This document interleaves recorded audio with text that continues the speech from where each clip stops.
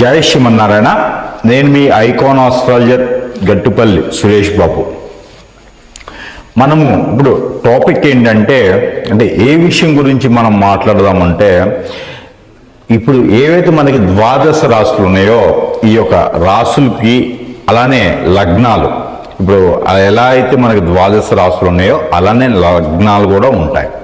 అంటే మనకి ఇప్పుడు మేషరాశి ఉందనుకోండి, మేష లగ్నం ఉంటుంది, వృషభ రాశి వృషభ లగ్నం ఉంటుంది. అలానే మనకి రాశులు అయితే ఎన్ని ఉన్నాయో లగ్నాలు కూడా అన్నీ ఉంటాయి. 12 రాశులు 12 లగ్నాలు ఉంటాయి. ఈ లగ్నాల పరిమాణం ఏంటో ఉండేది అంటే 1 గంట 21 నిమిషం ఉంటుంది.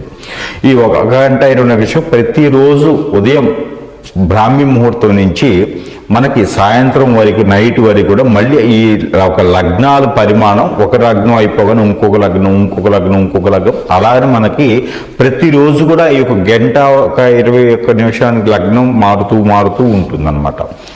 అయితే దాన్ని తగ్గట్టుగా మనకి ఆ రోజు తిథి నక్షత్రం ఏమున్నాయో దాన్ని బట్టి మనకి బాగుంటుందా లేదా అనేది ఉంటుంది. ఏ రోజైతే మనం జన్మిస్తామో ఆ రోజు ఉన్నటువంటి గ్రహస్థితి ప్రకారంగా, ఆ రోజు ఉన్నటువంటి నక్షత్ర ప్రకారంగా మనకి ఏ రాశి వస్తుంది అనేది ఉంటుంది. ఆ రాశిని బట్టి ఏ లగ్నం కూడా ఉంటుంది.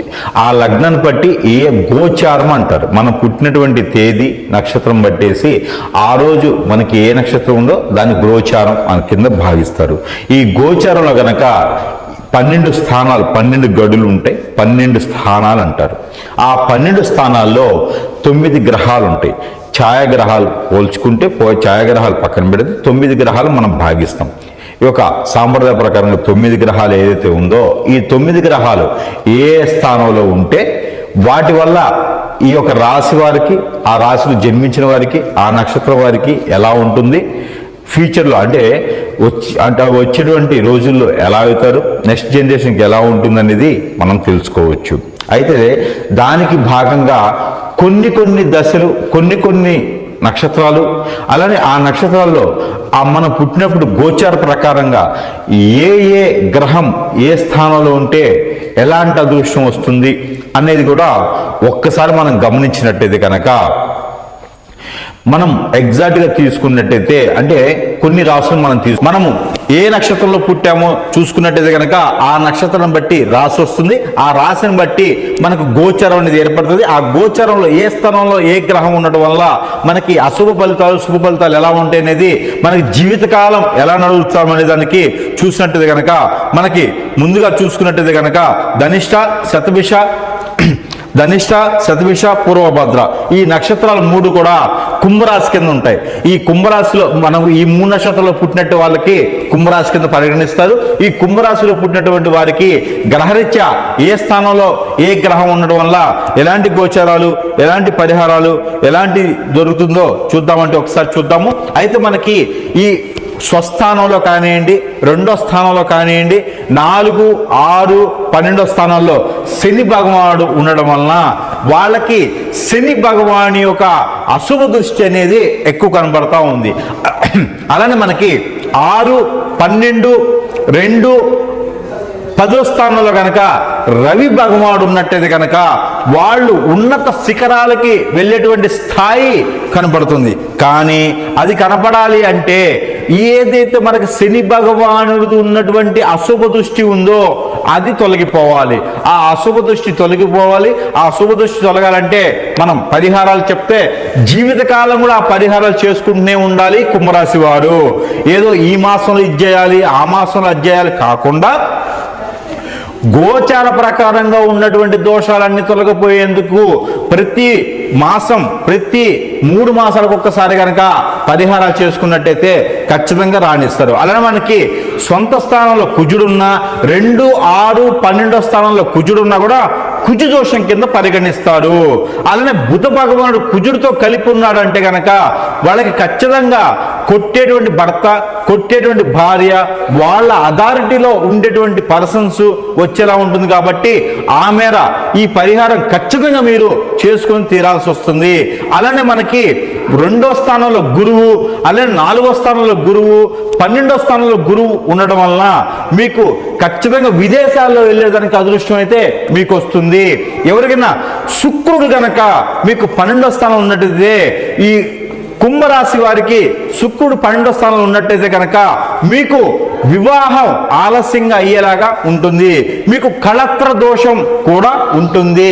ఆ మేర వాటన్నిటికీ కనుక మీరు ఇలాంటి గ్రహచారం ప్రకారంగా ఈ రాశి వారికి నేను చెప్పిన స్థానాల్లో ఖచ్చితంగా నేను చెప్పినట్టు గ్రహం ఉంది అంటే మీరు ఈ యొక్క పరిహారం ఖచ్చితంగా చేయాలి. కుంభరాశి వారు ఈ పరిహారం చేసుకుంటే కనుక ప్రతి మాసంలో చేసేటువంటి పరిహారాలు ఏవైతే ఉన్నాయో అవి భిన్నంగా ఇవి కూడా చేసుకుంటే కలిసి రావడం ఖచ్చితంగా జరుగుతోంది.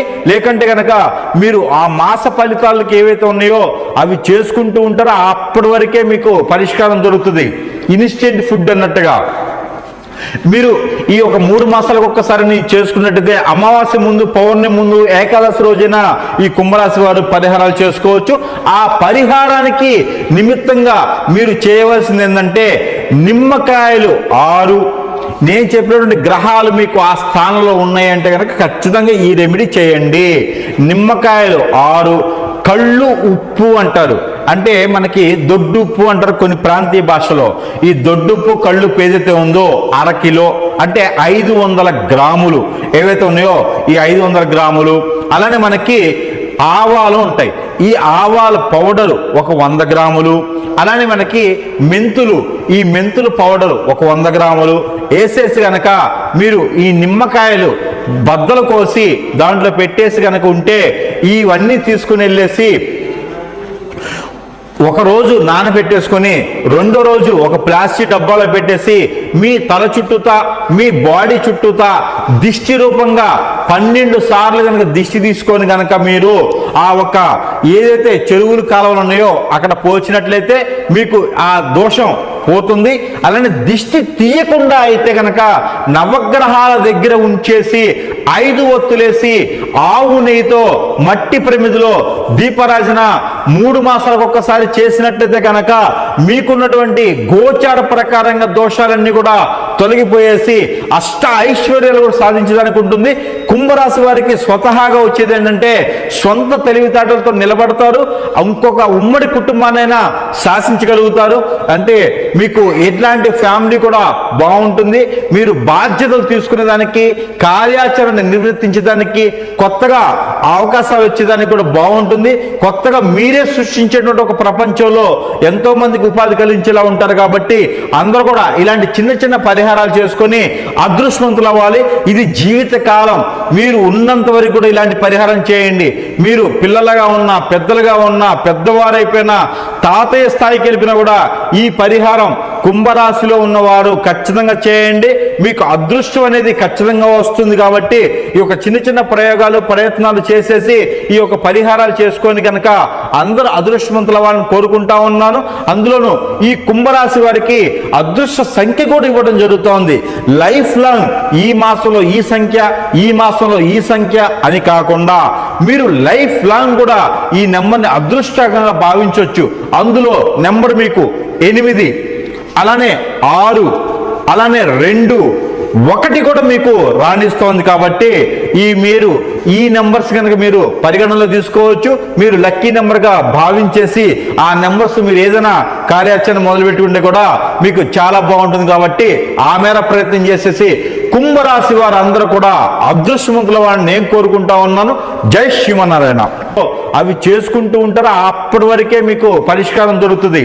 ఇన్స్టెంట్ ఫుడ్ అన్నట్టుగా మీరు ఈ ఒక 3 మాసాలకు ఒక్కసారి చేసుకున్నట్టయితే అమావాస్య ముందు, పౌర్ణమి ముందు, ఏకాదశి రోజున ఈ కుంభరాశి వారు పరిహారాలు చేసుకోవచ్చు.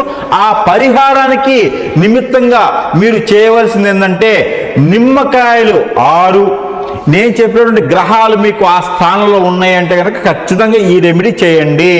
నిమ్మకాయలు 6, కళ్ళు ఉప్పు అంటారు, అంటే మనకి దొడ్డు ఉప్పు అంటారు కొన్ని ప్రాంతీయ భాషలో.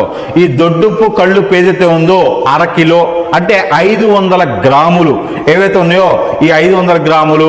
అలానే మనకి ఆవాలు ఉంటాయి, ఈ ఆవాల పౌడరు ఒక 100 గ్రాములు. అలానే మనకి మెంతులు, ఈ మెంతులు పౌడరు ఒక 100 గ్రాములు వేసేసి కనుక మీరు ఈ నిమ్మకాయలు బద్దలు కోసి దాంట్లో పెట్టేసి కనుక ఉంటే ఇవన్నీ తీసుకుని వెళ్ళేసి ఒక రోజు నానబెట్టేసుకొని రెండో రోజు ఒక ప్లాస్టిక్ డబ్బాలో పెట్టేసి మీ తల చుట్టూతా మీ బాడీ చుట్టూతా దిష్టి రూపంగా 12 సార్లు కనుక దిష్టి తీసుకొని కనుక మీరు ఆ ఒక ఏదైతే చెరువులు కాలువలు ఉన్నాయో అక్కడ పోల్చినట్లయితే మీకు ఆ దోషం పోతుంది. అలానే దిష్టి తీయకుండా అయితే కనుక నవగ్రహాల దగ్గర ఉంచేసి 5 ఒత్తులేసి ఆవు నెయ్యితో మట్టి ప్రమిదిలో దీపరాజన 3 మాసాలకు ఒక్కసారి చేసినట్లయితే కనుక మీకున్నటువంటి గోచార ప్రకారంగా దోషాలన్నీ కూడా తొలగిపోయేసి అష్ట ఐశ్వర్యాలు కూడా సాధించడానికి ఉంటుంది. కుంభరాశి వారికి స్వతహాగా వచ్చేది ఏంటంటే సొంత తెలివితేటలతో నిలబడతారు. ఇంకొక ఉమ్మడి కుటుంబాన్నైనా శాసించగలుగుతారు. అంటే మీకు ఎట్లాంటి ఫ్యామిలీ కూడా బాగుంటుంది. మీరు బాధ్యతలు తీసుకునేదానికి కార్యాచరణ నిర్వర్తించడానికి కొత్తగా అవకాశాలు వచ్చేదానికి కూడా బాగుంటుంది. కొత్తగా మీరే సృష్టించేటువంటి ఒక ప్రపంచంలో ఎంతో మందికి ఉపాధి కలిగించేలా ఉంటారు. కాబట్టి అందరూ కూడా ఇలాంటి చిన్న చిన్న పరిహారాలు చేసుకొని అదృష్టవంతులు అవ్వాలి. ఇది జీవిత కాలం. మీరు ఉన్నంత వరకు కూడా ఇలాంటి పరిహారం చేయండి.